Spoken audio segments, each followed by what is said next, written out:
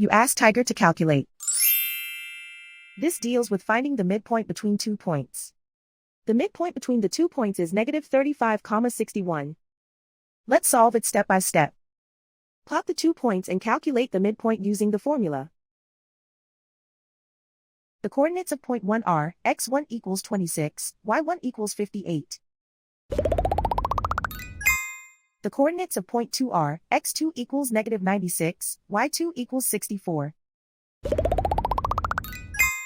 PM represents the midpoint of the 2 points.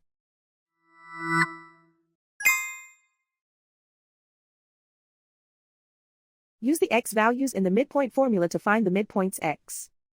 x1 equals 26. x2 equals negative 96. Simplify the arithmetic.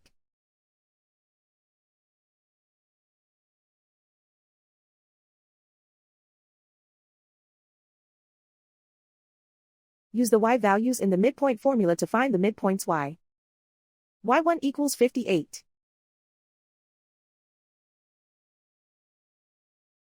y2 equals 64. Simplify the arithmetic.